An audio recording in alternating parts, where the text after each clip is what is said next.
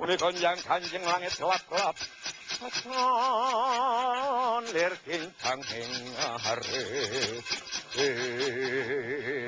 Pembangunan tambak Situbondo mulai berlangsung, tetapi gunungnya tidak diambil dari Gunung Suelo, tidak diambil dari Gunung Maliawan, diambil dari gunung yang mudah runtuh, diambil dari Bukit Hambalang.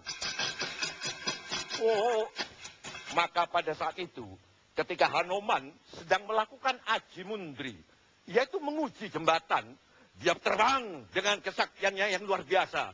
Pada cerita yang lama, jembatan tiba-tiba runtuh karena dirongrong oleh pasukan Rahwana. Tetapi pada cerita kali ini, jembatan runtuh karena dirongrong oleh dirinya sendiri. Waduh!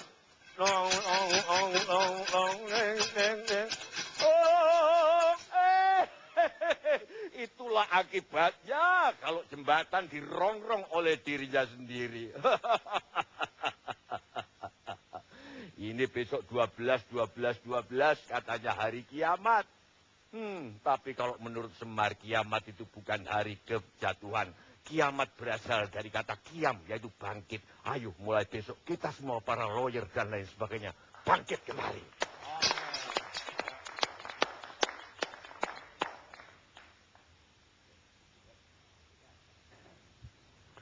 Pemirsa, malam ini kita ketemu lagi di acara ALC dengan judul yang cukup menarik, yang tumbang karena gigitan Nazarudin. Tapi saya minta aplaus dulu untuk dalang kita yang luar biasa malam ini. Kenapa saya bilang digigit? Seorang novelis di Inggris, Mary Ann, mengatakan kebenaran itu punya rasa yang buruk, tidak enak, dan kita terus menggigitnya. Itulah yang terjadi dengan kasus Hambalang, dan awalnya dari Wisma Atlet. Banyak orang yang digigit oleh Nazarudin. Dari Ketua Umum Partai Demokrat, Anas Urbaningrum, Menpora, anggota Banggar DPR, kemudian Kepala BPN yang memberikan izin tanah di Hambalang, dan banyak lagi yang lain. Awalnya, semua yang digigit mengatakan bahwa itu tidak benar, bohong, halusinasi, segala macam. Bahkan ada yang siap digantung di Monas kalau itu bisa terbukti. Tapi ternyata satu persatu yang digigit oleh Nazarudin itu kok jadi kenyataan. Angelina Sondakh diadili, kemudian sekarang Andi Malarangeng juga kena, atau setidak-tidaknya masuk tahap penyidikan KPK. Bersama kami sudah ada orang KPK yaitu Johan Budi. Bagaimana sampai kepada Andi Malarangeng, Jul Malarangeng, kemudian ada orang Adikarya ya? Ya, jadi setelah proses penyelidikan dilakukan oleh KPK, kemudian KPK menemukan bukti-bukti bahwa PPK dari proyek pembangunan Sport Center Hambalang ini melakukan dugaan penyalahgunaan kewenangan yang mengakibatkan adanya kerugian negara, pasal 21, kemudian pasal 3, Undang-Undang 31 tahun 99. Dari penelusuran berikutnya, dari keterangan DK PPK tersebut, kemudian juga keterangan saksi-saksi yang lain, ditambah lagi dengan proses penggeledahan yang dilakukan oleh KPK. Kemudian KPK menemukan juga bukti-bukti bahwa PA dalam hal ini adalah Menpora saat itu juga diduga melakukan penyalahgunaan kewenangan. Sehingga sejak tanggal 3 yang lalu KPK memutuskan untuk meningkatkan dari penyelidikan ke penyidikan dengan tersangka AM, yang tak lain adalah Menpora waktu itu.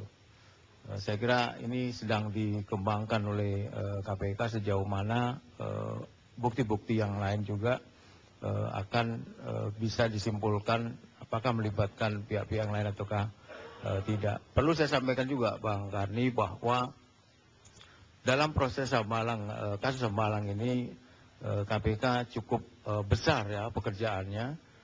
Tidak hanya dalam proses penyidikan sedang dikembangkan, KPK juga sedang menelusuri di proses penyelidikan. Apakah dalam rangkaian cerita tentang proses pengadaan pembangunan Sport Center Hambalang itu juga ada aliran dana yang mampir ke penyelenggara negara. Itu di proses penyelidikan sedang kita lakukan.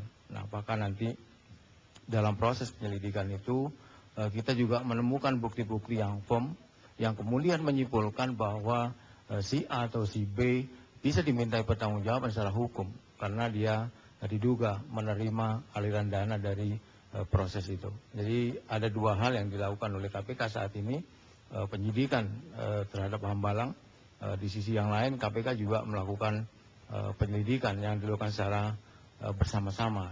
Jadi itu posisi terakhir yang sedang dilakukan oleh KPK. Ya, kalau kita lihat pasal-pasal yang dituduhkan kepada AAM, itu baru pasal yang menyangkut kerugian negara, belum ke gratifikasi. Artinya, ya pasti kalau ada korupsi sebesar itu, ada gratifikasi yang terjadi. Tapi yang ingin saya tanyakan bukan itu. Sebagai pengguna anggaran yang Johan Budi istilahkan PA tadi, itu Andi Malarangeng itu kan tidak menandatangani sama sekali, tidak berbuat sama sekali. Jadi dia sama sekali menyerahkan kepada sekretaris menterinya.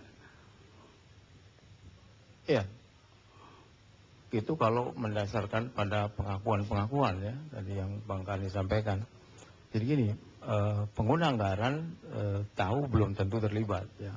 Jadi pengertian terlibat dalam hal ini adalah apakah dalam proses yang berjenjang ya, dari mulai PPK kemudian KPA, kemudian naik lagi ke PA, itu ada urutan-urutan yang ditelusuri oleh KPK ketika proses KPK menentukan bahwa PPK, pejabat pembuat komitmen, dalam hal ini adalah DK itu diduga melakukan penyalahgunaan kewenangan. Nah, dalam proses pengembangan itulah KPK menemukan bahwa ternyata ada kontribusi kesalahan ya, yang ditemukan oleh KPK yang diduga juga dilakukan oleh PA tadi saya sampaikan. Apakah itu yang dimaksud dengan pembiaran kepada KPA, kuasa pengguna anggaran, ataukah memang ada action?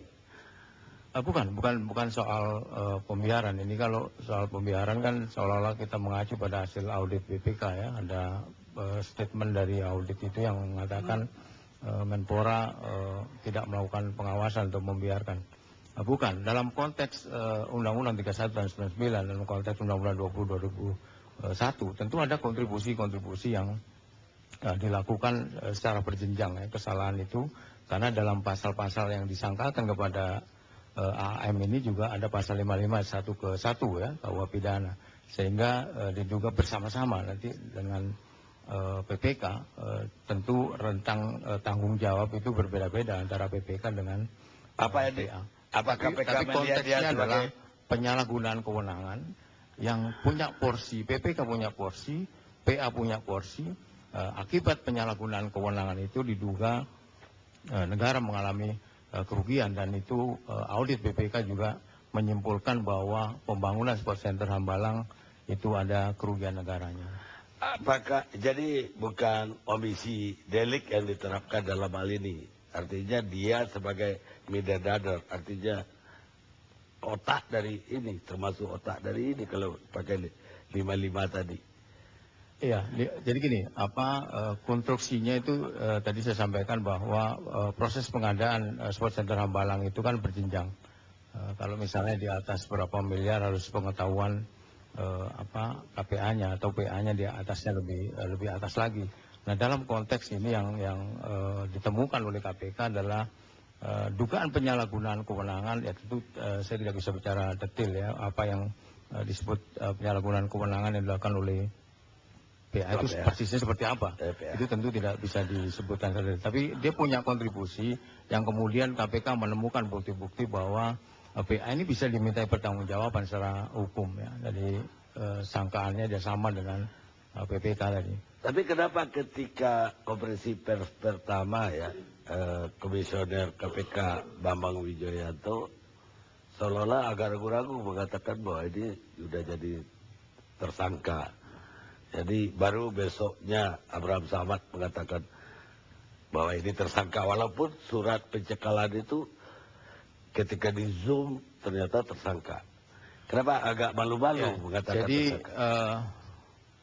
Sebenarnya maksud dan tujuan pimpinan KPK Wakil Ketua Pak Bambang Wijoyanto waktu itu sebenarnya bukan konferensi pers tentang pencegahan. Tetapi sejak siang itu teman-teman media, teman-teman pers sudah menanyakan pada kami apakah memang benar.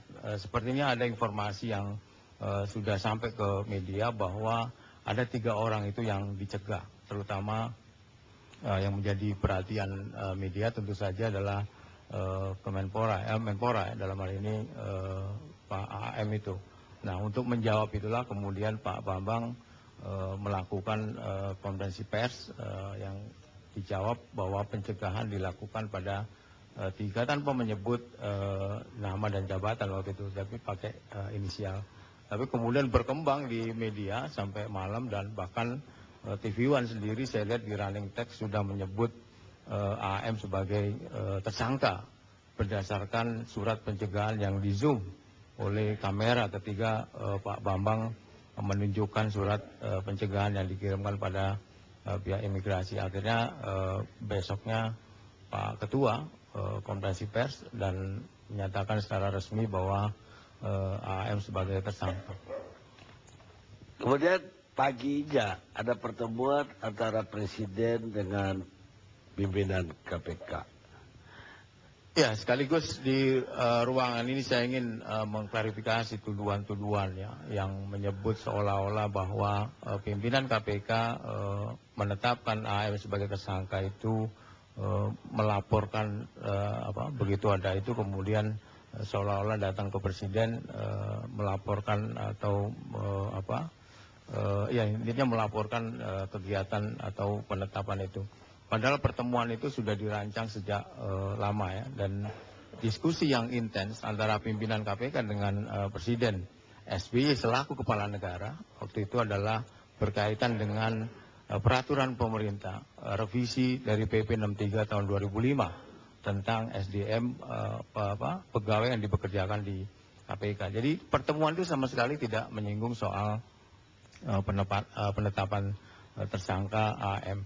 Memang secara undang-undang tidak ada aturan yang menyebut bahwa KPK harus meminta izin pada Presiden untuk menetapkan seseorang sebagai tersangka atau menteri sebagai tersangka atau meminta izin untuk melakukan pemeriksaan. Memang tidak ada, tetapi secara etika saya kira Presiden selaku kepala negara tentu tidak ada yang salah saya kira pimpinan untuk memberitahu bahwa salah satu menteri dari Presiden telah ditetapkan sebagai tersangka. Saya kira itu. Isunya mungkin ada perlu klarifikasi, tidak sekedar minta izin, tapi bahwa pagi itu ada perundingan sampai batas apa KPK harus bergerak, batas apa yang nggak boleh dilanggar. Itu saya kira perlu diklarifikasi. Iya, saya kira memang rumors itu selalu lebih panjang dari yang sebenarnya, dan rumors apalagi di tingkat yang berkaitan dengan KPK sangat seksi untuk dibicarakan gitu. termasuk oleh media. Tidak ada pembicaraan itu bahkan pertemuan yang dirancang itu juga mungkin di sini ada, kalau ada pihak yang ikut hadir bisa diklarifikasi juga. Pertemuan itu sama sekali tidak membicarakan tentang penanganan kasus Hambalang. Yang dibicarakan adalah itu tadi soal perubahan atau revisi PP nomor 63 tahun 2005. Tapi kenapa Pak Abraham Samad datangnya belakangan? 2 komisioner udah duluan, seolah-olah ya ada kesan ya Bapak Abraham Samad malah nggak tahu bahwa ada pertemuan dari itu. Ya, ini bahaya kalau sampai kesan itu menjadi sebuah kesimpulan ya. Kesan Bang Karni mungkin bisa berbeda dengan kesan abang kita, Yani ya, bisa berbeda kesannya. Tetapi soal bareng berangkat itu kan mobil mungkin ketua KPK mobilnya sendiri, kemudian wakil ketua mobil sendiri.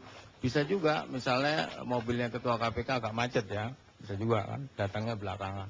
Tapi yang pasti bahwa pertemuan dengan presiden selaku kepala negara ini selalu saya perlu ditegaskan itu kesepakatan bersama-sama semua pimpinan KPK ya, dan tidak ada Pak Abraham tidak tahu, yang lain mendahului, saya kira tidak, dan pertemuan itu terjadi 5 pimpinan dengan presiden. Jadi Anda setuju tidak sama saya bahwa gigitannya Nazarudin sudah bertumbangan? Nah, mari kita diskusikan. Begitu KPK menetapkan si A menjadi tersangka itu, kemudian muncul pemberitaan bahwa yang disampaikan oleh Nazarudin ternyata benar. Mari kita diskusikan pernyataan yang mana Nazarudin yang benar soal itu, gitu ya. Jadi biar publik juga paham. Dan saat ini AM baru tersangka loh ya, belum ada keputusan hakim yang menyebut bahwa dia bersalah. AM baru tersangka. Artinya ini yang sedang dijalankan fungsi penegakan hukum oleh KPK ini, statusnya baru tersangka. Jadi mana yang benar, mana yang salah, pernyataan-pernyataan dari Nazarudin itu perlu diberikan lebih jauh lah. Baik. Ada dua yang mungkin salah satunya berbohong, apa Nazarudin ataukah orang yang tergigit. Tapi seorang filosof Jerman, Friedrich Nietzsche, mengatakan, saya tidak marah Anda berbohong. Yang saya marahkan, dari detik ini saya tidak percaya lagi kepada Anda. Kita rehat sejenak.